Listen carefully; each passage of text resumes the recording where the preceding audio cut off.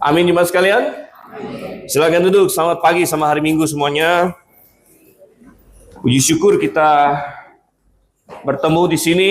Puji syukur Anda berjemaat, ya. Anda memilih untuk tidak tidur atau ke tempat lain, tapi Anda memilih untuk berada di tempat ini. Ini adalah sesuatu yang indah yang Tuhan inginkan. Dan saya menikmati puji-pujian, apalagi kalau kita merenungkan tiap-tiap kata-katanya. Ya. Tetapi kita di sini untuk bernyanyi, dan lebih dari itu kita ingin belajar firman Tuhan. Oleh karena itu, mari kita membuka Alkitab kita. Saya ajak kita untuk kembali membuka di dalam Injil Matius, karena kita sedang dalam suatu seri yang sudah berjalan cukup panjang. Banyak tahun yang lalu kita mulai dari awal Matius. Dan sekarang kita akan membuka Matius pasal 23. Dan terakhir kita sudah bahas Matius pasal 23, ayat 1 sampai dengan ayat 12. Jadi hari ini kita akan lanjutkan ayat 13 sampai ayat yang ke-22. Matius pasal 13, ayat 23 maksud saya. Ayat 13 sampai dengan ayat yang ke-22. Oke, sekali lagi saya akan bacakan untuk kita, karena saya membaca dari terjemahan yang baru, terjemahan TB2. Saya tahu banyak jemaat yang masih di TB1, terutama karena TB2 belum ada bentuk elektroniknya yang lengkap ya. Tapi kita akan lihat di sini, Matius pasal 23 ayat 13 sampai 22, silakan mengikuti. Demikian firman Tuhan. Celakalah kamu, hai ahli-ahli Taurat dan orang-orang Farisi, hai kamu orang-orang munafik, karena kamu menutup pintu-pintu kerajaan sorga di depan orang. Sebab kamu sendiri tidak masuk, dan kamu merintangi mereka yang berusaha untuk masuk. Celakalah kamu, hai ahli-ahli Taurat dan orang-orang Farisi, hai kamu orang-orang munafik, sebab kamu menelan rumah janda-janda dan kamu mengelabui mata orang dengan doa yang panjang-panjang. Karena itu, kamu pasti akan menerima hukuman yang lebih berat. Celakalah kamu, hai ahli Taurat dan orang Farisi, hai kamu orang-orang munafik, sebab kamu mengarungi lautan dan menjelajahi daratan, untuk membuat satu orang saja menjadi penganut agamamu. Dan sesudah hal itu terjadi, kamu menjadikan dia 2 kali lebih pantas masuk neraka daripada kamu sendiri. Celakalah kamu, hai pemimpin-pemimpin buta, yang berkata bersumpah demi bait suci, sumpah itu tidak mengikat. Namun bersumpah demi emas bait suci, sumpah itu mengikat. Hai kamu orang-orang bodoh dan orang-orang buta, manakah yang lebih penting, emas atau bait suci yang menguduskan emas itu?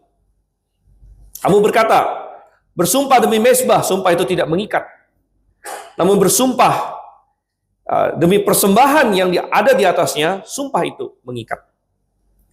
Hai kamu orang-orang buta, manakah yang lebih penting, persembahan atau mezbah yang menguduskan persembahan itu? Karena itu orang yang bersumpah demi mezbah, ia bersumpah demi mezbah dan juga demi segala sesuatu yang terletak di atasnya. Orang yang bersumpah demi bait suci, ia bersumpah demi bait suci dan juga demi dia yang tinggal di situ. Orang yang bersumpah demi sorga, ia bersumpah demi tahta Allah dan juga demi dia yang bersemayam di atasnya. Mari kita bersatu dalam doa. Bapa di surga, kami membaca firman-Mu, kami membaca apa yang Kau serukan pada hari itu, sekitar 2000-an tahun yang lalu. Engkau menyerukan kata-kata ini di Yerusalem, di bait suci kepada orang-orang yang mendengar, namun Roh Kudus telah menuliskannya bagi kami, sehingga kami tahu bahwa Engkau menyerukan ini bukan hanya untuk orang-orang pada zaman itu, tapi Engkau menyerukannya juga kepada kami, supaya kami belajar, supaya kami ditegur, supaya kami mendapat hikmat dari ini juga. Dan Roh Kudus yang telah menuliskannya menjadi kitab suci, kiranya Dia pula yang akan menerangi hati dan pikiran kami. Dan kami memohon hal ini Tuhan. Pusatkan perhatian kami kepada kebenaran firman-Mu. Buat kami mengerti, memahami, dan kemudian melakukan firman-Mu. Kami minta ini dengan yakin bahwa ini berkenan kepadamu. Dalam nama Yesus Kristus saja kami berdoa. Amin. Banyak orang mengimajinasikan Tuhan Yesus sebagai seorang tokoh yang lemah lembut. Ya, kadang-kadang bahkan Tuhan Yesus diimajinasikan agak sedikit lemah gemulai. Namun tidak ada yang lebih jauh dari kebenaran ya, daripada itu. Memang benar Tuhan kita adalah lemah lembut. Itu benar. Tapi jangan menyalahkan kelembutan dengan kelemahan. Karena Tuhan kita memang lembut, namun dia juga kuat. Tuhan kita adalah suatu gabungan sempurna dari sifat mengampuni, sifat mengayomi, dengan sifat tegas dan keras, dan memberikan penghakiman pada saat yang tepat. Tuhan kita adalah gabungan sempurna dari kasih dan amarah. Tuhan kita adalah gabungan yang sempurna dari kelembutan dan ketegasan. Dan pasal 23 dari Matius di sini adalah di mana Tuhan Yesus menunjukkan ketegasan, teguran, dan penghakiman yang dia berikan. Dan di sini ada 8 celaka yang dia katakan. Celakalah, celakalah. Ada 8 kali dia sebut di sini. Kita baru saja membaca 4 dari antaranya, karena ini panjang, jadi kita tidak akan habis. Nanti kita akan lanjutkan lagi ayat 23 dan selanjutnya. Tadi yang kita baca adalah ayat 13 sampai dengan ayat yang ke-22. Dan hal yang kita lihat di sini adalah bahwa kepada siapa Tuhan Yesus memberikan teguran yang sekeras ini. Di mana dia berkata, celakalah sampai 8 kali, saudara. Celakalah kamu, celakalah kalian. Dan yang menjadi target dia dikatakan di sini adalah berulang-ulang disebut ahli-ahli Taurat dan orang-orang Farisi. Celakalah kamu, hai ahli-ahli Taurat dan orang-orang Farisi. Dan saudara, mereka ini adalah orang-orang pemimpin-pemimpin Yahudi yang telah menentang Tuhan selama ini. Yang telah mempermasalahkan dia, telah mencoba menjebak dia, telah menolak dia sekalipun Tuhan telah menunjukkan tanda-tanda yang luar biasa. Padahal merekalah yang mestinya paling tahu tentang nubuat. Merekalah yang ditanya oleh Herodes ketika orang Majus datang dan bertanya di mana raja yang akan lahir itu. Dan Herodes bertanya kepada para ahli Taurat dan mereka tahu tentang nubuat bahwa Mesias akan lahir di Bethlehem. Mereka tahu tentang nubuat bahwa Mesias akan melakukan berbagai mukjizat yang ajaib dan lain sebagainya. Mereka tahu nubuat-nubuat itu. Namun mereka masih menolak Tuhan kita. Oleh karena itu Tuhan memberikan suatu teguran yang sangat keras bagi mereka. Sehingga saya memberikan judul bagi khotbah saya pada hari ini adalah beragama saja tidak cukup. Beragama saja tidak cukup, saudara yang kasih dalam Tuhan. Kenapa? Karena orang-orang yang ditegur dengan begitu keras oleh Tuhan kita adalah orang-orang boleh dibilang yang paling beragama pada zaman itu.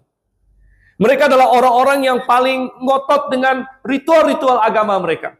Mereka adalah orang-orang yang paling mementingkan berbagai ritual, berbagai seremonial, berbagai kekudusan, kebersihan fisik. Mereka adalah orang-orangnya. Mereka tidak kurang beragama. Namun Tuhan kita ternyata sangat tidak puas dengan mereka dan mencela mereka. Dan ini harus menjadi peringatan bagi semua orang sepanjang zaman bahwa ternyata beragama saja tidak cukup. Nah, mengapa? Mengapa beragama saja tidak cukup dan mengapa Tuhan kita memberikan celaka kepada mereka, mengucapkan celaka kepada mereka, saudara Tuhan? Ada 3 poin yang saya ingin bagikan bagi kita. Mengapa mereka dicela oleh Tuhan dan mengapa beragama saja tidak cukup? Yang pertama, saudara Tuhan, beragama saja tidak cukup bagi mereka dan Tuhan mengatakan mereka celaka. Yang pertama adalah karena mereka tidak mengenal kebenaran. Mereka tidak mengenal kebenaran, saudara. Ada perbedaan antara beragama dengan mengenal kebenaran. Coba kita lihat, ini terutama ada di ayat yang ke-13 dan ayat yang ke-15. Di mana ayat yang ke-13 Tuhan Yesus berkata, celakalah kamu, hai ahli Taurat dan orang Farisi. Hai kamu orang-orang munafik, karena kamu menutup pintu-pintu kerajaan sorga di depan orang. So kamu sendiri tidak masuk dan kamu merintangi mereka yang berusaha untuk masuk. Tuhan Yesus memproklamirkan bahwa kalian tidak selamat. Oh saudara, kalau misalnya Tuhan berkata kepada kita, hey, kamu tidak masuk ke dalam pintu kerajaan sorga. Itu mestinya adalah suatu alarm, suatu peringatan yang begitu keras. Mestinya mereka tersungkur dan bertanya kepada Tuhan, Tuhan, benarkah kami berada di luar dari kerajaan sorga? Benarkah bahwa kami tidak masuk ke dalamnya? Bagaimana kami bisa masuk ke dalamnya? Namun tidak. Ya. Itu karena beragama tidak otomatis membawa kita ke sorga. Ya. Dan ketika seseorang beragama, kadang-kadang yang dipentingkan oleh orang-orang yang beragama adalah ritual-ritual keagamaan. Upacara-upacara keagamaan. Ya. Dan itu macam-macam bentuknya. Ada yang harian dilakukan, 3 kali sehari, 5 kali sehari, 7 kali sehari, entah apa lagi. Ada yang mingguan dilakukan. Oh, saya beragama sehingga setiap minggu saya melakukan sesuatu. Macam-macam. Ada yang dalam bentuk suatu perjalanan, ada yang tiap tahun lakukan. Bulan-bulan tertentu saya akan melakukan suatu ibadah atau puasa atau lain sebagainya. Semua itu adalah yang dipentingkan oleh manusia. Bentuk-bentuk ritual dan upacara. Ada juga yang mengutamakan, oh yang penting saya berbuat baik menurut standar saya. Tetapi saudara yang kasih dalam Tuhan, manusia lupa bahwa permasalahan utama manusia dengan Tuhan adalah manusia telah putus hubungan dengan Tuhan penciptanya. Itu adalah masalah esensial dari manusia, bahwa dia adalah ciptaan. Bahwa dia adalah ciptaan yang telah berkata, aku menolak engkau penciptaku. Dan Adam dan Hawa pertama melakukannya di Taman Eden. Ketika mereka tadinya berada dalam persekutuan yang erat dengan Tuhan. Tuhan pencipta mereka. Tuhan memberikan semua yang mereka butuhkan. Tuhan menciptakan suatu planet yang begitu indah. Dan sampai sekarang, saudara Tuhan, NASA dan semua ahli-ahli astronomi mencoba mencari planet dengan science fiction yang katanya, wah nanti ada banyak planet yang bisa kita ketemu alien dan lain sebagainya. Tidak ada, nihil. Dan kemanapun teleskop terakhir, James Webb segala macam ditujukan, kita melihat suatu kosmos yang barren, yang steril dari kehidupan. Tidak ada yang seperti bumi. Kenapa? Karena Tuhan telah menciptakan bumi spesial untuk manusia. Dengan segala pertimbangannya. Dengan kalau bumi kita sedikit saja lebih jauh dari matahari, kita akan beku. Kalau bumi kita sedikit saja lebih dekat ke matahari, kita akan terbakar. Tuhan ciptakan bumi, Tuhan ciptakan Taman Eden, Tuhan ciptakan oksigen, Tuhan ciptakan air, dan sebagainya. Semua untuk manusia, sehingga bumi kita sangat-sangat mendukung kehidupan manusia.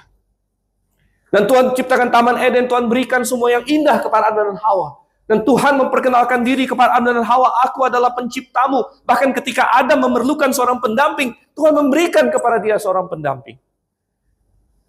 Dan di dalam persekutuan yang indah dengan Tuhan itu, Tuhan tidak mau manusia menjadi robot yang hanya bisa memilih dia. Tuhan ingin manusia memilih dia, sekalipun ada pilihan lain. Sehingga Tuhan memberikan manusia pilihan yang lain. Dan Tuhan berkata, oke, kamu bisa memilih untuk memberontak kepada aku. Bagaimana caranya memberontak kepada Tuhan? Kalau manusia memilih untuk tidak taat kepada Tuhan. Dan Tuhan bilang, semua buah di taman ini boleh kamu makan, tapi buah pohon pengetahuan baik dan jahat jangan kamu makan. Karena pada hari kamu makannya, kamu akan mati. Mati, saudara. Mati adalah perpisahan. Mati yang kekal nanti, kematian kedua, adalah ketika seseorang dilemparkan ke dalam lautan api dan dia terpisah dari Tuhan selama-lamanya. Dan Tuhan berkata, kalau kamu makan buah ini, kamu menentang aku, kamu akan mati. Kamu akan terpisah dari Tuhan, dari penciptamu. Dan manusia memilih untuk makan buah itu dan dia terpisah dari penciptanya. Itu adalah esensi dari kondisi kita yang berdosa. Esensi dari kondisi manusia yang terpuruk, kita terpisah dari pencipta kita. Itu masalah utamanya, bukan masalah upacara, ritual, dan lain sebagainya. Oleh karena itu, beragama tidak memastikan seseorang masuk surga. Ya, dan Tuhan berkata kepada orang-orang ahli Taurat, orang Farisi ini, mereka puasa seminggu 2 kali. Mereka berdoa sehari 3 kali.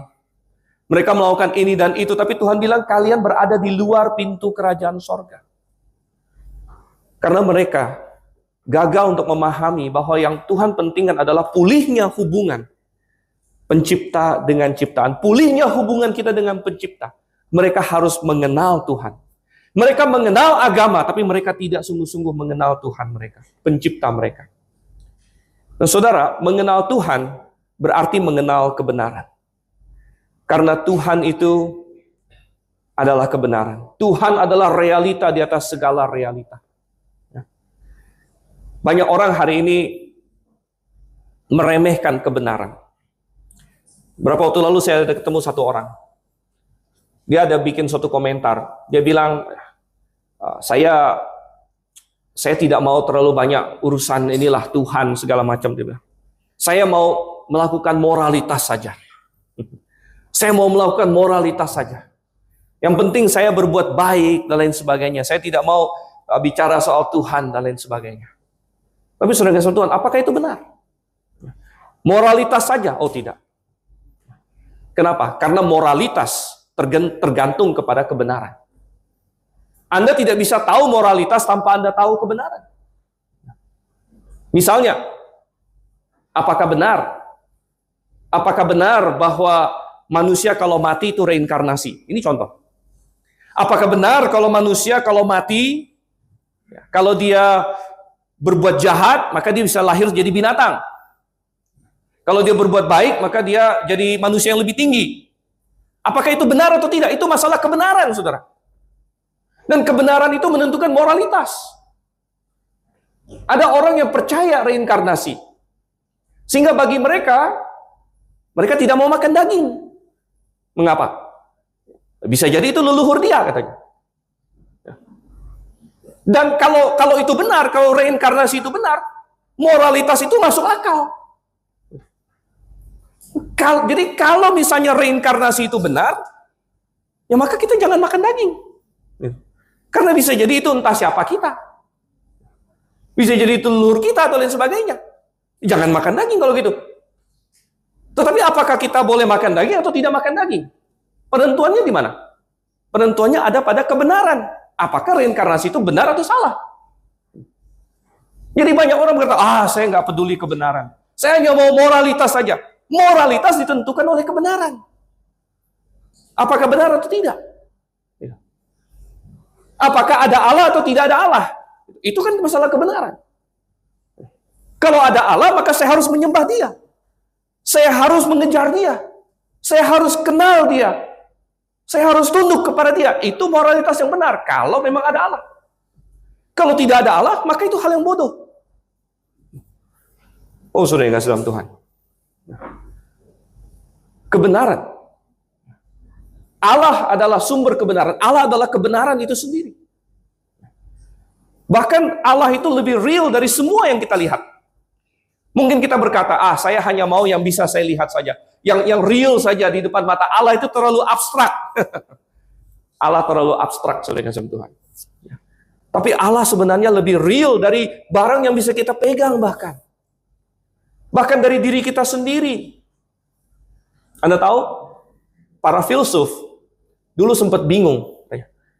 Apakah dunia ini benar-benar ada atau tidak ada? Wah, mungkin Anda bilang, kok bisa bingung begitu? Filsuf itu, sebagian orang bilang filsuf itu orang yang kurang kerjaan, gitu kan? Mikirin yang enggak-enggak, gitu. Dan mereka bertanya, apakah dunia ini real atau tidak real? Jangan-jangan kita semua ini sedang dalam suatu fata morgana. Bisa nggak kita sedang ditrik oleh suatu iblis yang jahat, sehingga semua yang kita lihat, semua sensasi kita ini hanyalah semacam bohongan gitu. Ya, kita kayak berada dalam dunia virtual atau jadi nggak ada yang real yang kita lihat. Bisa jadi seperti itu kan? Nah, ini filsuf kebanyakan mikir, saudara. Gitu. Tapi lalu datanglah salah satu filsuf terkenal, ya kan? Descartes, René Descartes. Lalu dia mulai membangun bahwa saya bisa tahu saya real karena saya berpikir. Jadi dia mengucapkan suatu kalimat yang terkenal, cogito ergo sum. I think, therefore I am. Dan dimulai dari itu, oke, saya meragukan apakah piano ini real, walaupun saya bisa pegang piano ini. Siapa tahu ini hanya sensasi virtual yang diciptakan oleh seorang iblis jahat untuk menipu saya. Jadi saya tahu dari mana apa yang real di dunia ini, apa yang benar ada di dunia ini. Saya berpikir, makanya saya ada. Cogito ergo sum. Ya. Dan dia mulai membangun suatu rasionalisme dari situ. Tapi saudara yang kasih dalam Tuhan, ya, kita bertanya, benarkah, oke, dia membuat suatu langkah, cogito ergo sum, saya berpikir maka saya ada. Mestinya dia bertanya lagi satu langkah. Saya ada, maka pasti pencipta saya ada. Ya. Jangan stop sampai di sana. Gitu. Saya ada, oleh karena itu pencipta saya pasti ada. Karena kalau tidak, saya datang dari mana? Karena ada dunia ini, maka ada pencipta. Nah, saudara yang kasih Tuhan, seluruh dunia, seluruh alam semesta ini, eksistensinya bersifat kontingent. Artinya bisa ada, bisa tidak. Hari ini bisa ada gedung ini, besok bisa jadi tidak ada. Hari ini ada saya, besok bisa jadi tidak ada saya. Semua apapun yang kita pegang bisa kita lihat, hari ini ada, besok belum tentu ada. Tetapi Allah eksistensinya bersifat absolut. Tidak bisa tidak ada. Tidak mungkin ada suatu future tanpa Allah. Oleh karena itu kita bilang bahwa eksistensi Allah itu absolut. Dan Allah adalah kebenaran yang absolut. Saudara, oleh karena itu, yang paling penting bagi manusia adalah mengenal Tuhan. Karena kita berada dalam bahaya, kita tidak masuk surga karena kita telah putus hubungan dengan Tuhan. Oleh karena itu, untuk bisa kembali kepada Tuhan, kita harus diperdamaikan lagi dengan Tuhan. Kita harus mengenal siapa Dia. Kita harus tunduk kepada Dia. Saya ajak kita buka dalam Yeremia pasalnya yang ke-9. Yeremia pasalnya yang ke-9, saudara.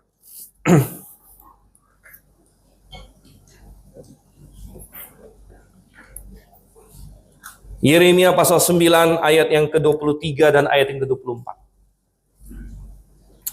Dan dikatakan sini, beginilah firman Tuhan. Janganlah orang bijaksana bermegah atas kebijaksanaannya. Janganlah orang kuat bermegah atas kekuatannya. Ini semua adalah barang yang semu.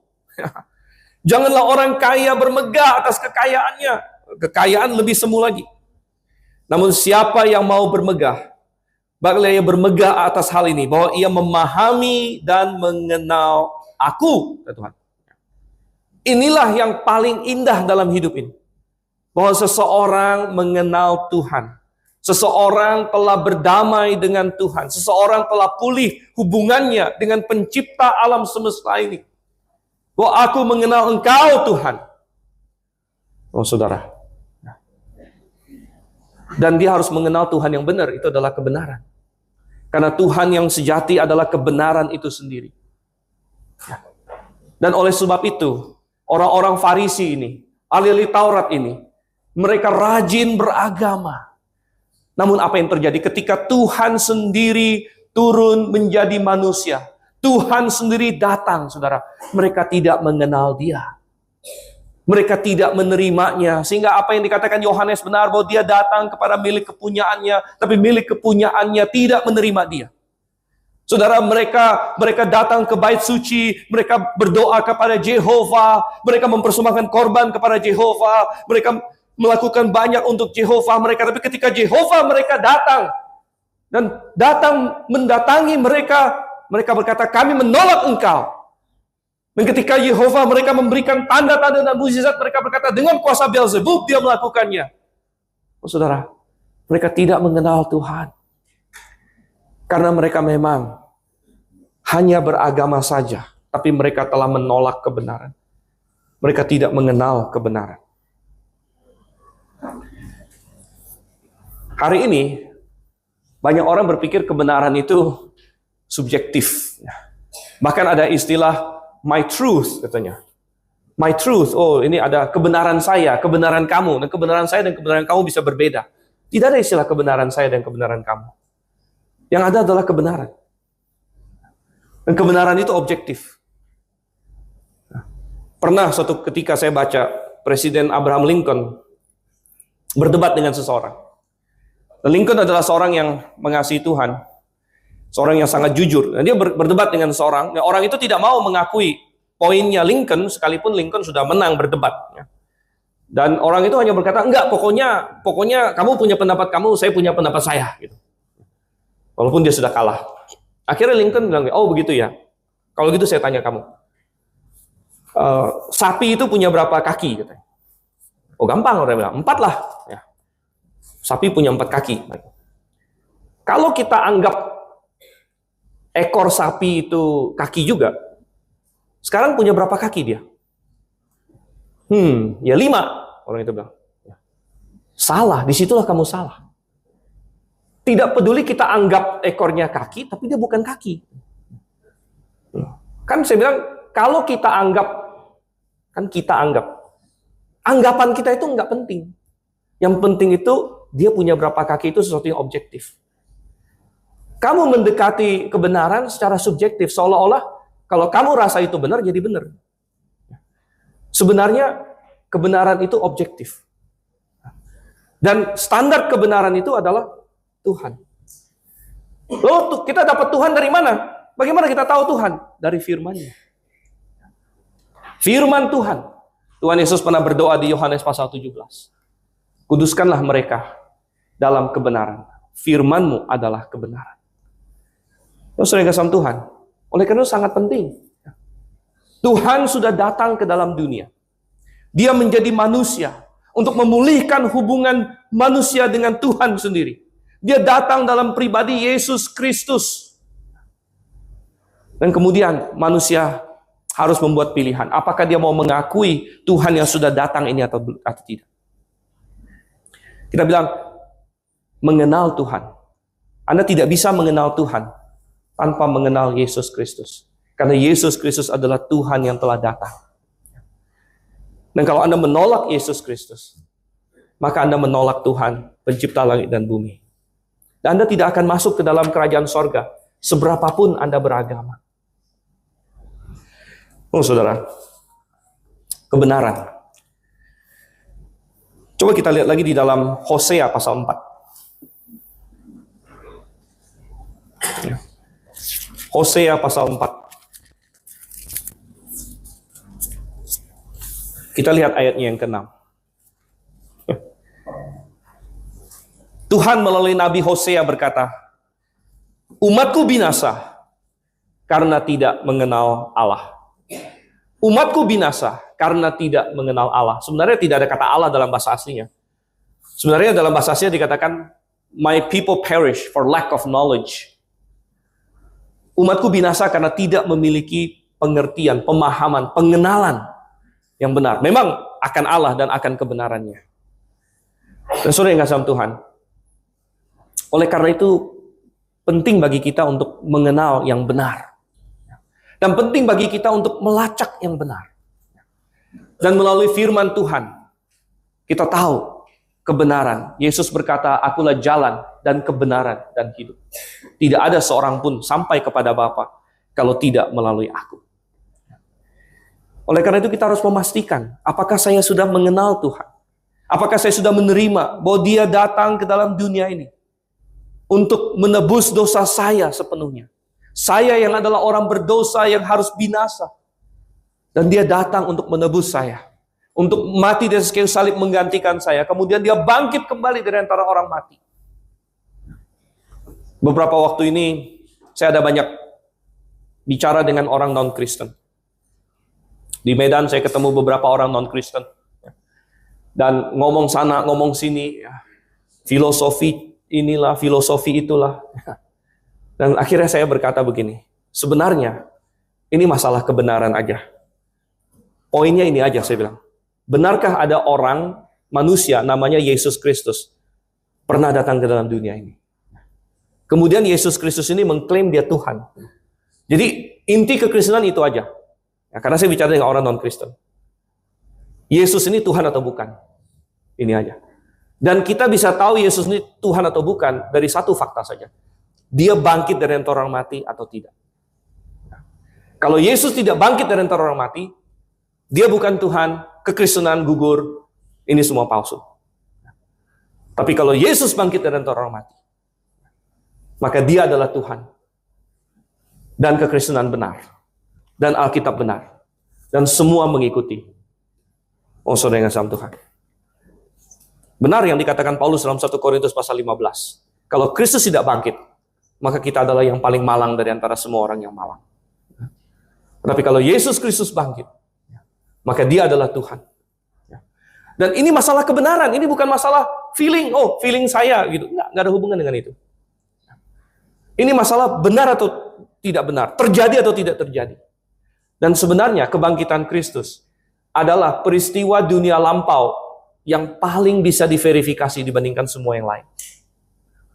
Sebenarnya dalam minggu yang akan datang ini kita akan memperingati kematian Yesus. Nanti hari Rabu kita akan memperingati kematian Yesus. Kemudian minggu depan kita akan memperingati kebangkitan Yesus Kristus. Ini adalah sentral. Ini adalah masalah kebenaran. Dan kalau kita belajar di sejarah, kita belajar tentang tokoh-tokoh lampau. Kita belajar ada orang namanya Homer. Kita belajar tentang Aristoteles. Ada namanya Plato. Ada namanya Alexander Agung dan lain sebagainya. Kita tahu itu semua dari mana? Dari manuskrip-manuskrip kuno yang kita temukan. Tetapi saudara yang kasih Tuhan, mengenai kebangkitan Yesus yang tercatat dalam Injil, ada jauh lebih banyak manuskrip tentang itu. Dalam kondisi yang jauh lebih baik daripada semua manuskrip tentang semua peristiwa lain di dunia kuno. Sehingga kita berkata bahwa kalau kita menganggap yang diajarkan sejarah tentang Alexander Agung, Ptolemy, segala macam semua yang lain kita anggap itu sejarah, hanya berdasarkan manuskrip-manuskrip yang kita temukan. Padahal yang mencatat tentang kebangkitan Yesus jauh lebih banyak lagi buktinya. Maka sebenarnya kebangkitan Yesus adalah sesuatu yang tidak terbantahkan.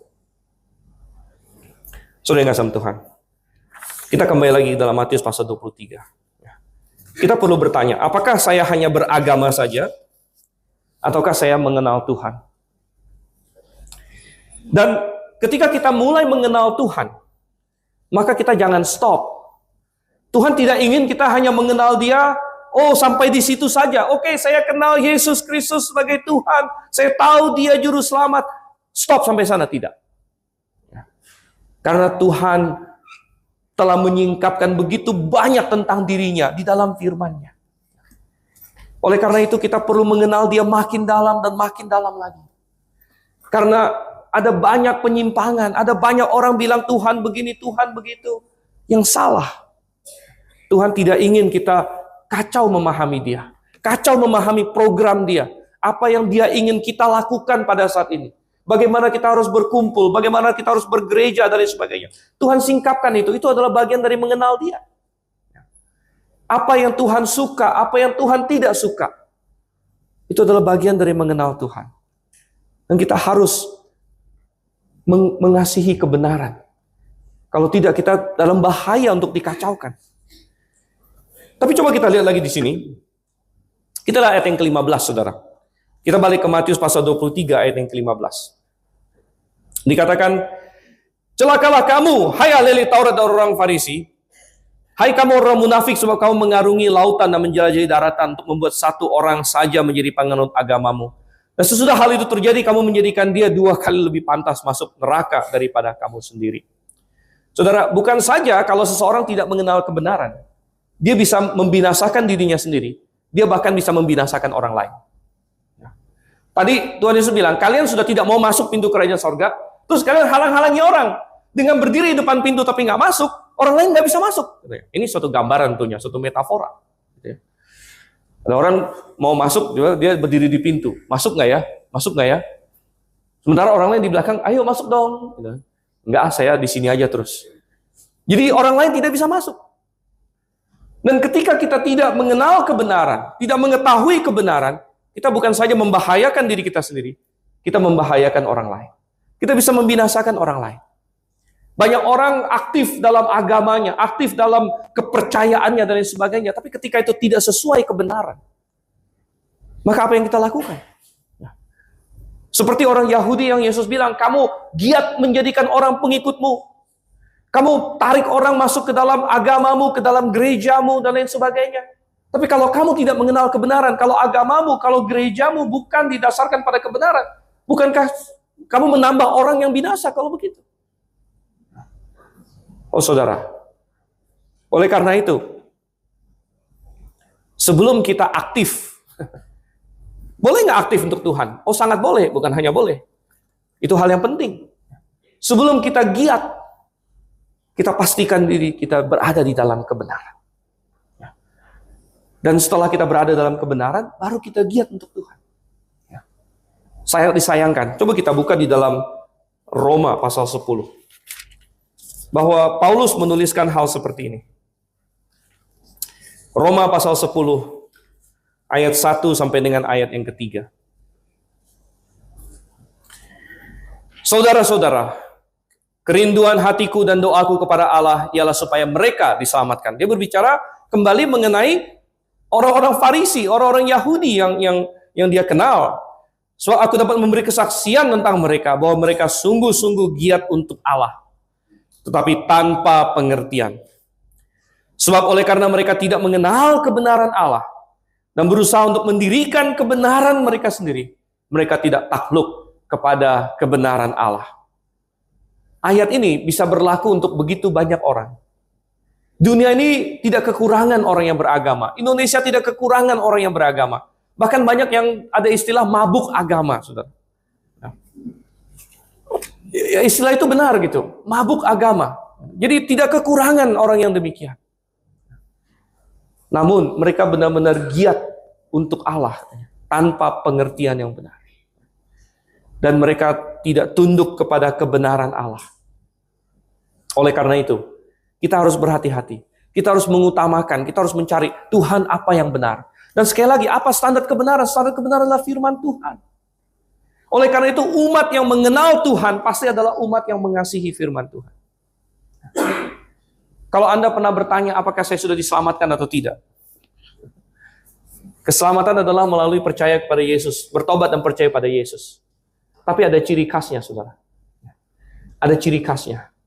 Sama seperti orang bilang anak kita lahir mirip kita. Dulu kalau ada bayi lahir, saya tanya, ini mirip siapa ya, papanya atau mamanya? Saya kalau melihat bayi agak bingung juga, kok udah bisa kelihatan ya? Gitu kan? Saya bingung juga, ini mirip siapa? Tapi memang kalau anak tambah besar akan mirip dengan orang tuanya. Karena ada DNA-nya. Dan kalau kamu lahir dari Tuhan, maka akan ada DNA rohani. Dan salah satu DNA rohani Anda adalah Anda mengasihi firman Tuhan. Tuhan Yesus pernah berkata, domba-dombaku mendengarkan suaraku. Kalau misalnya ada pencuri datang, mereka tidak akan dengar suaranya. Tapi domba-dombaku mendengar suaraku dan mengikuti aku. Ini adalah salah satu DNA dari anak-anak Tuhan. Kita mengasihi firman Tuhan. Kita ingin tahu lebih banyak di dalam Alkitab apa kebenarannya. Karena bayangkan, kita adalah bukan anak presiden. Kita bukan anak presiden. Kita bukan anak dari emperor, kaisar mana. Tapi lebih dari itu, kita adalah anak dari pencipta langit dan bumi. Kita punya privilege memanggil dia Bapa. Dia yang memegang seluruh alam semesta dalam tangannya. Kita bisa datang kapan saja kepadanya.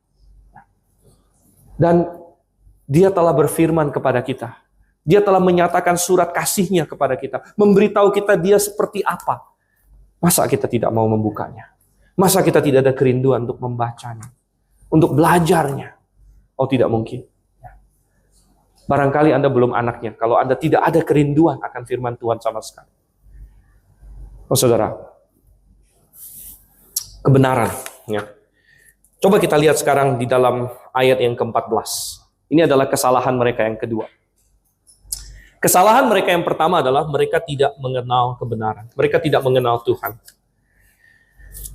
Kesalahan mereka yang kedua, coba kita lihat ayat yang ke-14. Mengapa beragama saja tidak cukup? Mengapa mereka celaka?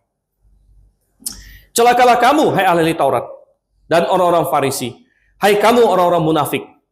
Sebab kamu menelan rumah janda-janda dan kamu mengelabui mata orang dengan doa yang panjang-panjang. Karena itu kamu pasti akan menerima hukuman yang lebih berat. Mereka tidak melakukan kebenaran. Tadi yang pertama adalah mereka tidak mengenal kebenaran. Yang kedua adalah mereka tidak melakukan kebenaran. Saudara, kita bukan hanya perlu tahu kebenaran dalam pengertian yang akademis. Tidak. Tapi kita tahu kebenaran dalam pengertian saya tahu kebenaran dan saya menerimanya. Dan saya mau melakukannya.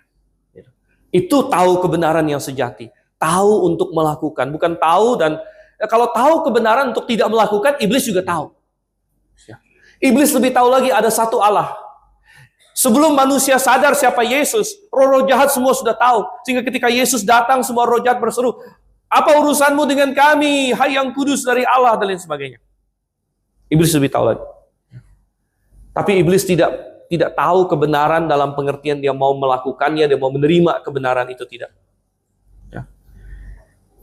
Dan orang-orang Farisi di sini bukan saja mereka tidak tahu kebenaran, tapi sedikit apa yang mereka tahu, mereka juga tidak mau lakukan. Dan Tuhan mencela mereka di sini. Nah, sebelum saya masuk lebih lanjut lagi, saya ingin membahas satu hal, yaitu kenapa ada kurung di ayat yang ke-14 di sini. Nah, kalau Anda sudah pernah ikut blog kelas atau seminar, mungkin Anda sudah tahu sedikit jawabannya. Kenapa ada kurung di ayat 14? Nah, mungkin harus di-quiz juga di Grafin ya, berapa banyak yang pernah ikut seminar atau blog kelas gitu kan. Kenapa ada kurung di sini di ayat 14? Nah, perhatikan, kurung di sini kurungnya kurung kotak. Karena nanti jangan salah menjelaskan juga, ada ayat-ayat di Alkitab kita, Alkitab Bahasa Indonesia, yang kurungnya kurung bunder. Nah, kalau kurungnya kurung bunder, itu penjelasannya beda dengan yang kurungnya kurung kotak di sini. Coba perhatikan, ini kurungnya kurung kotak kan? Kalau yang kurungnya kurung kotak, ayat ini dikurung karena ayat ini tidak ada di dalam critical text. Melainkan ada di Tectus Receptus, di TR. Sedangkan kalau yang Anda melihat ada ayat-ayat tertentu, dia ada kurung yang bunder, itu bukan masalah TRCT, itu adalah tanda baca di situ. Tanda baca saja. Ya. Dan mungkin Anda bilang, oke, TRCT, kenapa ini penting? Apa itu TR, apa itu CT? Kenapa ini penting? Ini penting karena ini kebenaran. Dan tadi kan kita bilang, kita mengenal Tuhan dari Alkitab. Tapi sekarang iblis menyerang Alkitab dan berkata, kamu yakin ini ada dalam Alkitab? Katanya. Jadi kita harus benar-benar paham akan hal ini. Apa itu TR, apa itu CT? Kenapa ada ayat yang dikurung seperti ini? Saudara, apa itu TR, apa itu CT? Jadi saya jelaskan secara singkat. Alkitab kita ini, surprise, bukan ditulis dalam bahasa Indonesia. Ya. Alkitab ini ditulis Perjanjian Baru dalam bahasa Yunani. Dan waktu itu ditulis, belum ada mesin tik, mesin cetak, lain sebagainya. Sehingga ditulis tangan. Itu pada abad pertama. Lalu apa yang terjadi? Alkitab itu lalu disalin. Setelah ditulis oleh Paulus, lalu disalin. Setelah ditulis oleh Matius, lalu disalin. Akhirnya muncul banyak sekali salinan-salinan. Inilah manuskrip-manuskrip. Yang jumlahnya banyak sekali. Semua orang Kristen karena mengasihi firman Tuhan sekali lagi. Mereka menyalin Alkitab. Nah, Tuhan berjanji bahwa dia akan menjaga, memelihara firman-Nya sehingga tidak ada yang hilang. Itu janji Tuhan. Nah, kalau manusia menyalin bisa salah. Dan ada nggak salinan yang salah? Ada salinan yang salah. Tapi Tuhan berjanji bahwa firman-Nya tidak mungkin akan korup sepenuhnya. Mungkin ada salinan yang salah, tapi salinan yang benar pasti tetap akan ada. Itu janji Tuhan, karena Tuhan berjanji sebelum langit dan bumi berlalu, satu iota atau satu titik pun tidak akan berlalu dari firman-Ku. Nah, sehingga saudara yang kasih dalam Tuhan, salinan-salinan ini terus diadakan. Sampai dengan munculnya mesin tik, atau mesin tik lagi, mesin cetak. Ya. Munculnya mesin cetak di Eropa abad 16. Dan Alkitab mulai dicetak. Dan ketika Alkitab mulai dicetak pada waktu itu, mereka mencetak Alkitab berdasarkan manuskrip-manuskrip yang sudah disalin dan diturunkan beribu-ribu tahun itu. Abad 16. Ya. Dan ketika dicetak, akhirnya orang semua mengakui, inilah firman Tuhan. Inilah teks yang sudah diterima. Akhirnya dikasih nama Tectus Receptus, artinya teks yang diterima. Karena itu didasarkan kepada berbagai manuskrip yang sudah diturunkan. Dan teks itulah yang dipakai untuk menerjemahkan Alkitab ke banyak bahasa. Dalam misi, ke bahasa Inggris, ke India, dan lain sebagainya. Nah, pada abad ke-19, lalu ketika orang-orang liberal banyak dan lain sebagainya, mereka meragukan Alkitab. Ya. Mereka bilang, jangan-jangan Alkitab ini sudah dipalsukan dan lain sebagainya. Mungkin Anda pernah dengar yang seperti itu. Lalu, penemuan arkeologi, mereka menemukan ada satu salinan Alkitab disebut manuskrip ya. Salinan Alkitab yang tersembunyi. Adanya mereka temukan di padang gurun Sinai. Mereka kasih nama Sinaiticus. Kenapa ada tikusnya? Jangan tanya saya, gitu kan. Mereka kasih nama Sinaiticus. Lalu mereka temukan satu lagi. Ya. Satu lagi mereka temukan di Vatikan. Ya. Akhirnya mereka kasih nama, nggak ada tikusnya, ya, Vaticanus. Gitu ya. Mereka kasih nama Vaticanus. Jadi ada Sinaiticus, ada Vaticanus. Ya. Nah ini berasal dari abad kelima lah kira-kira. Manuskrip ini dari abad kelima. Nah ditemukannya dua manuskrip ini.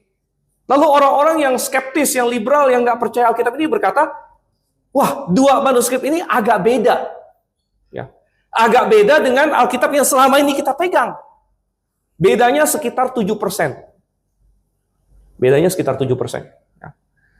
Nah, lalu mereka bilang, kalau gitu kita akan lebih percaya yang ini. Kita lebih percaya yang kita baru temukan ini. Ingat, mereka temukan ini abad 19. Abad 19, abad 18, itulah. Kita lebih percaya yang baru kita temukan ini. Kita akan bikin Alkitab berdasarkan yang baru kita temukan ini. Nah, mereka sebut itu critical text. Critical text artinya teks kritis. Kenapa mereka kasih nama teks kritis? Karena artinya kita tidak mau terima bulut-bulut bahwa Alkitab ini sudah seperti itu, yang selama ini. Tapi ini teks yang kritis, bahwa jangan-jangan sudah salah. Ya, ada 7% perbedaan. Nah, saudara yang kasih sama Tuhan, akhirnya muncullah critical text. Dan di critical text ini, rata-rata 7% perbedaan itu lebih pendek dari yang TR, yang selama ini dipegang. Misalnya, menghilangkan ayat. Contohnya ini, di critical text tidak ada Matius 23 ayat 14. Mereka menghilangkan apa lagi? Mereka menghilangkan banyak. Mereka menghilangkan Markus. Coba kita buka dalam Markus. Nah, kalau Anda sudah pegang TB2, Anda akan mendapatkan suatu fenomena. Nah, kalau Anda pegang TB1, ya itu masih belum. Tapi kalau Anda pegang TB2, Anda akan dapatkan Markus pasal 16, sampai dengan ayat ke-8, ya, di TB2 itu kemudian selebihnya dikasih kurung semua.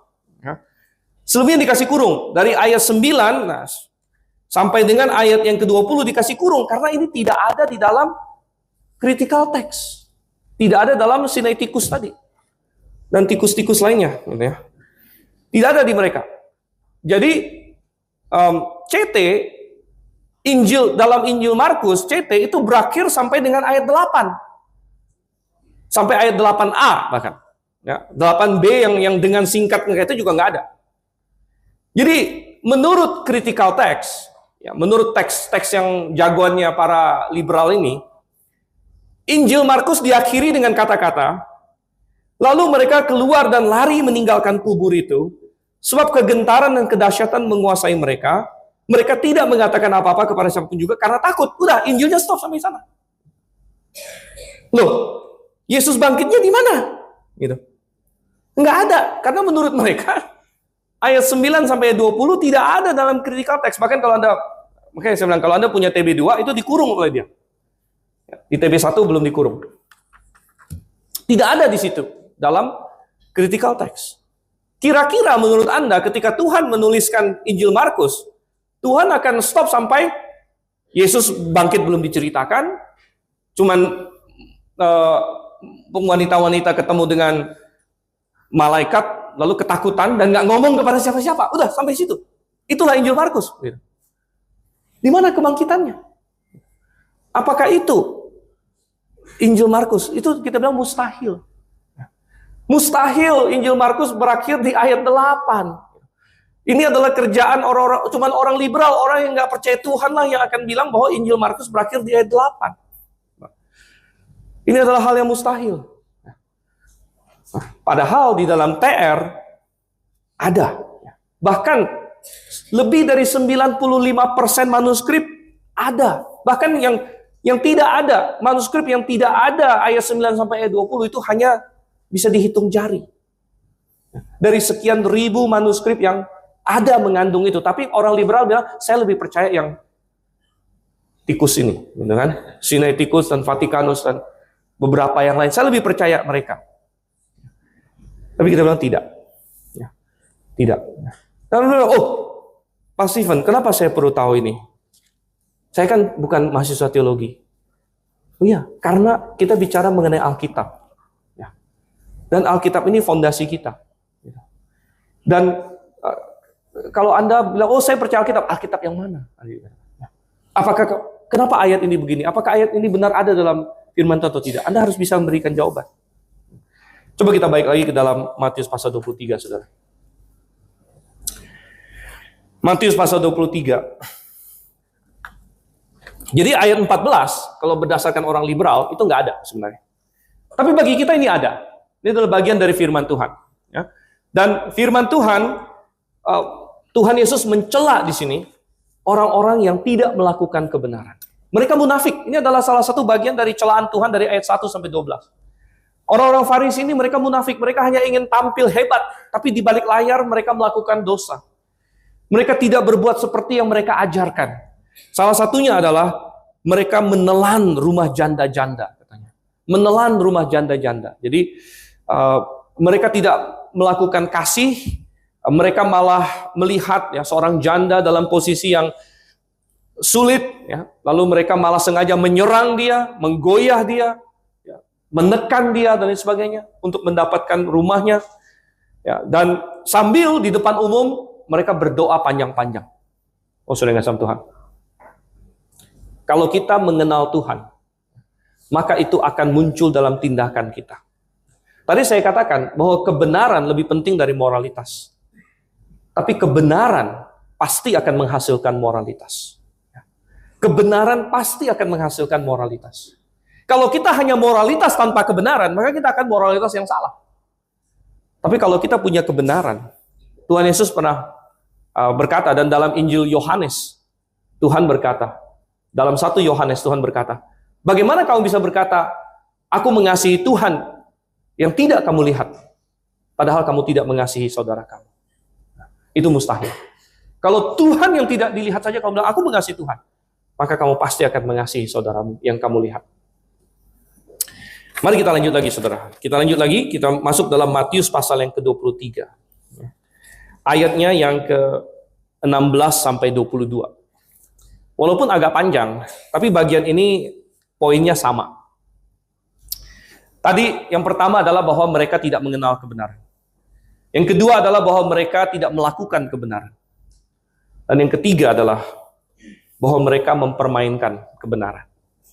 Mereka mempermainkan kebenaran. Coba kita lihat ayat 16 sampai ayat 22. Ada suatu fenomena yang aneh di sini. Rupanya orang-orang Yahudi saking terbiasanya bohong, orang nggak begitu tanggap kalau mereka nggak bersumpah. Nah, ini yang Tuhan Yesus ajarkan. Sebenarnya Tuhan Yesus sudah ajarkan sesuatu. Coba kita buka di dalam Matius pasal 5 terlebih dahulu. Kita buka Matius pasal yang ke-5. Ayatnya yang ke-33, ini sudah pernah kita bahas. Saya akan bacakan Matius 5 ayat 33. Kamu telah mendengar bahwa kepada nenek moyang kita dikatakan, jangan bersumpah palsu, melainkan peganglah sumpahmu kepada Tuhan. Namun aku berkata kepadamu, janganlah sekali-kali bersumpah baik demi langit karena langit adalah tata Allah, maupun demi bumi karena bumi adalah tumpuan kakinya, ataupun demi Yerusalem karena Yerusalem adalah kota raja besar. Janganlah juga engkau bersumpah demi kepalamu karena engkau tidak berkuasa memutihkan atau menghitamkan selai rambut pun. Jika ya, hendaklah kamu katakan ya. Jika tidak, hendaklah kamu katakan tidak. Apa yang lebih daripada itu berasal dari si jahat.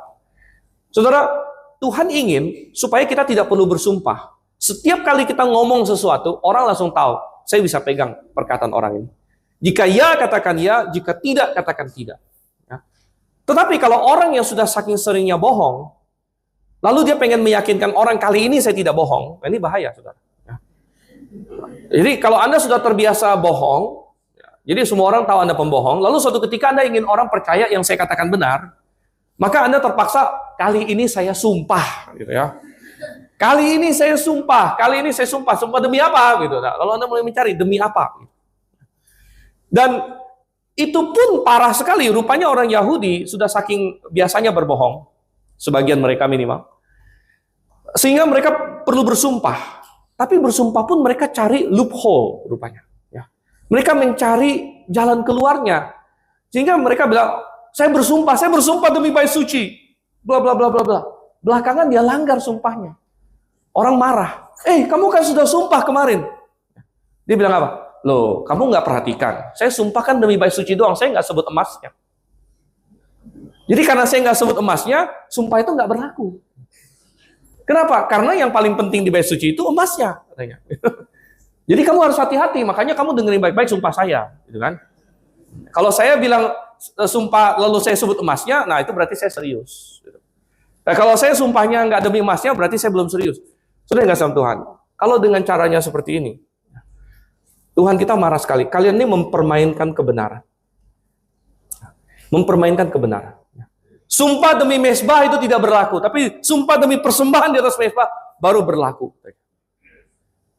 Padahal maunya Tuhan, bahkan jangankan bersumpah. Kamu nggak sumpah pun, kalau kamu sudah katakan sesuatu, itu harus benar. Karena Tuhan adalah kebenaran, sekali lagi. Dan kalian mempermainkan kebenaran. Apakah ada yang seperti itu hari ini? Oh, banyak, saudara.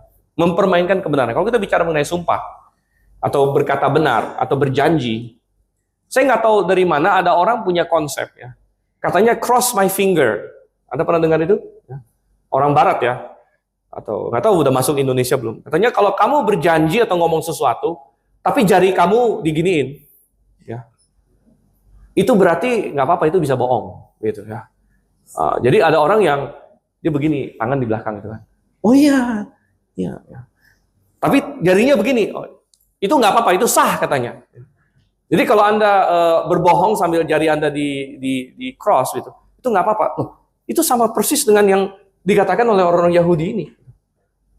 Mereka mencari suatu loophole, mereka mencari suatu cara untuk mempermainkan kebenaran. Padahal saudara yang kasih Tuhan, Tuhan kita melihat sampai ke dalam hati. Ya. Kita bisa mempermainkan manusia, kita bisa munculkan 1001 alasan. Kita bisa membenarkan tindakan kita. Ada orang bilang, nggak apa-apa saya korupsi, nggak apa-apa saya curang, karena kan nanti sebagian saya kasih kepada Tuhan. Ya. Apakah itu bukan mempermainkan kebenaran juga? Ya. Oh saudara, ya. Ada orang bilang macam-macam lagi. Ya. Oh ya, ada orang membenarkan zina. Dengan cara apa? Kawin kontrak. Saudara, ya. Sebenarnya berzina. Kan ada bilang, janganlah berzina. Tapi bisa diakalin katanya. Diakalinnya gimana? Kawin nggak apa-apa. Kawin kontrak 2 minggu. Nanti kalau kamu udah pulang, batal nih kawinnya. Maksudnya nggak sama Tuhan? Bukankah itu mempermainkan kebenaran? Banyak orang mencoba mencari, dia ingin memenuhi hawa nafsunya. Dia ingin melakukan berbagai hal. Tapi dia tidak tunduk kepada kebenaran. Dan sekali lagi, apakah kita beragama? Apakah kita bergereja? Oh itu bagus, tapi itu saja tidak cukup. Ya. Kalau Anda bergereja, Anda beragama, tapi Anda tidak sesuai dengan kebenaran, itu nol besar di hadapan Tuhan. Ya. Oleh karena itu, mari kita cari kebenaran. Hari ini ada begitu banyak orang mengaku, oh saya beriman. Dunia ini penuh dengan agama, penuh dengan gereja.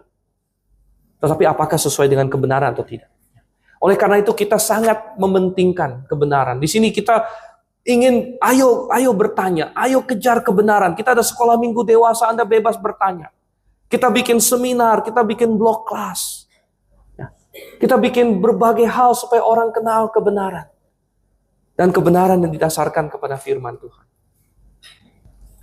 Mari kita pastikan diri kita berada di dalam kebenaran. Mari kita berdoa.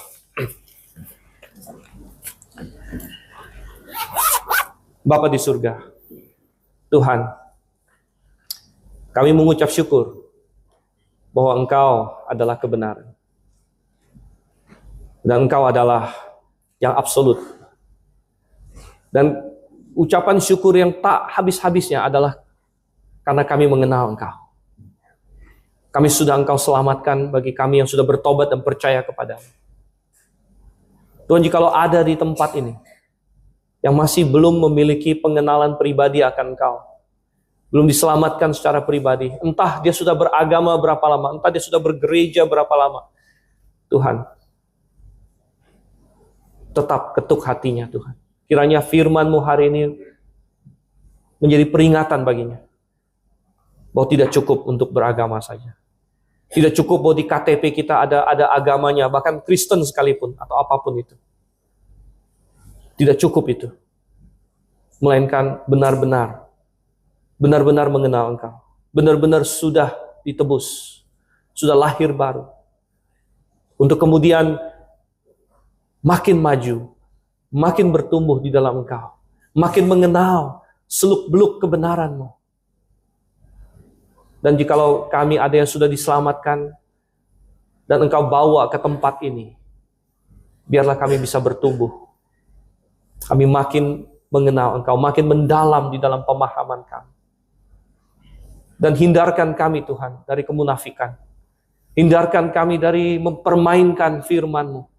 Dalam tindakan kami mempermainkan kebenaran. Karena kami mengira Engkau tidak melihat. Padahal Engkau tahu hati kami. Pimpin Tuhan. Pimpin jemaat-Mu di tempat ini. Kami berdoa dalam nama Yesus Kristus. Amin. Ya, selamat siang jemaat sekalian. Ada satu ayat di Alkitab yang pernah menggoncang hati saya. Anda mau digoncang kan? Coba buka Matius Matius pasal 5 ayat 20. Apa katanya? Kata Tuhan Yesus, jika hidup keagamaanmu tidak lebih benar daripada hidup keagamaan para ahli-ahli Taurat dan orang Farisi, engkau tidak mungkin masuk surga. Padahal mereka sudah hebat kan? Hebat nggak? Siapa di sini pernah puasa? Coba angkat tangan. Oh, dikit. Siapa pernah puasa 3 hari? Saya waktu muda pernah. Padahal sudah kurus kecil, ya. Cuman sekitar 41 kilo. Ya. Tapi di gereja saya waktu muda, kita semangat nih minta ampun. Puasa 3 hari. Hari kedua mau pingsan rasanya, tahu. Iya. Jikalau hidup keagamaanmu tidak lebih daripada hidup keagamaan para ahli Taurat dan orang Farisi, engkau tidak bisa masuk surga. Masalahnya di mana? Saya melihat di Facebook ada satu pendeta baptis di India. Sebenarnya dia undang saya ke sana. Tapi saya lihat nih baptis di sana ini makin ngawur. Tahu nggak kenapa? Dia mulai pakai itu. Dia ada pentabisan lalu pakai apa? Toga, apa itu pendeta punya gitu ya. Dulu waktu saya di gereja lama itu ada toganya. Kami ada toga. Anda tahu nggak kenapa cuman baptis yang nggak pakai toga? Yang lainnya semua pakai. Karena hanya baptis, gereja baptis yang mengerti. Di gereja baptis tidak ada ritual. Ya. Kita tidak ada ritual. Saya sampai di Amerika saya tanya. Karena dulu saya ada. Dan saya sempat bawa itu. Saya pikir siapa tahu nanti sampai di Amerika perlu pakai toga. Sampai kenapa baptis tidak pakai toga? Pakai itu. Katanya kita tidak ada ritual. Ya. Baptis tidak ada ritual. Kita bukan beribadah. Kita jemaat kumpul berjemaat nyanyi puji Tuhan, tidak ada ritualan ya, tidak ada doa pemberkatan, waduh macam-macam, tidak ada ya. Ini baptis. Kenapa baptis beda dengan yang lain-lain? Anda tahu kenapa? Denominasi yang tidak keluar dari gereja Katolik karena tidak pernah di dalam. Bagaimana bisa keluar? Karena tidak pernah di dalam. Okay. Dan Anda tahu, kita mau ulang tahun yang ke-30. Amin. Tanggal 22. Ulang tahun ke-30. Anda tahu tema yang kita pilih apa? Mengestafetkan apa? Kebenaran sampai Tuhan datang. Kita nggak perlu estafetkan gedung ini, ya, dan yang banyak hal yang lain. Kita estafetkan apa? Kebenaran. Coba kita nyanyi lagu 478. Kalau nggak salah kita ada baju kaosnya ini ya. Pernah ada orang tanya nggak waktu kamu pakai baju kaos itu yang menjaga tepung 3 sukat itu, kenapa sih kalian jaga tepung? Gitu. Waktu saya pakai baju kaos itu ke bank, orang bank bingung. Ini jaga tepung ini orang. Jaga tepung apa dia? Ya jaga tepung dia. Tepung 3 sukat. Kita ini sempat bikin orang pusing-pusing. Banyak orang tanya saya, kenapa kalian tidak pakai istilah pendeta? Oh, saya bilang apa? Pak Soeharto, kita sudah apa Pak? Kembalikan. Kita pinjam terlalu lama dari Hindu Buddha. Kita kembalikan. Jangan pinjam alat tetangga nggak balik-balik gitu ya. Kita kembalikan. Makanya kita pakai gembala. Dulu Pak Hasan waktu di kantor di sini itu, tahu nggak? Saya telepon dia, yang angkat sekretarisnya. Dari siapa Pak? Dari gembalanya. Saya dengar dia bilang, dari gembalanya. Dia olok-olok, dia pikir, kok gembala gitu ya? Begitu. Tapi inilah. Nah, Anda perlu tahu gereja baptis. Anda jadi jemaat di sini, Anda perlu tahu. Kita khawatir, ya. Seperti yang di India, akhirnya saya komen di bawah foto video yang dia post di Facebook. Saya bilang, setahu saya baptis tidak pakai toga-togaan macam begini. Ini di India ini baptisnya sudah jadi gimana ini gitu. Ya kan? Yang baptis sangat banyak seluruh dunia. Kita perlu jaga supaya baptis GBIA nggak ngawur gitu ya loh. Karena itu harus ngerti gitu. Ngerti apa? Ngerti kebenaran. Ya. Mari kita nyanyi lagu ini. Ya, menjaga tepung 3 sukat. Ya. Bukan pulang ini lalu di dapur kamu siapkan tepung terigu 3 sukat lalu kau tongkrongin gitu ya. Bukan itu. 3 sukat tepung itu apa ini? Nih. Apa sih apa? Purest motivation, apa? Highest morality dan biblical doctrine. Mari kita nyanyi.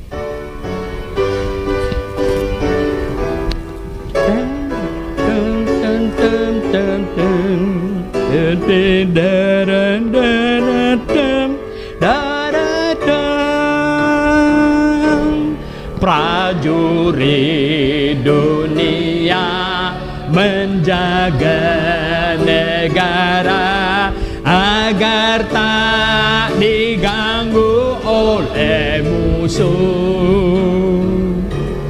Prajurit surgawi menjaga imannya agar terhindar doktrin yang salah. Marilah kita jaga tepung 3 sukat agar tak dimasukkan ragi ke dalamnya. Motivasi termurni, moral yang paling tinggi, doktrin yang paling alkitabiah. 2 prajurit dunia menjaga wibawa agar dihargai oleh negara. Prajurit surgawi menjaga moralnya agar memuliakan Tuhannya. Marilah kita jaga tepung 3 sukat, benar dimasukkan ragi ke dalamnya. Motivasi termurni, moral yang paling tinggi, doktrin yang paling alkitabiah. 3 mari bangkit berdiri.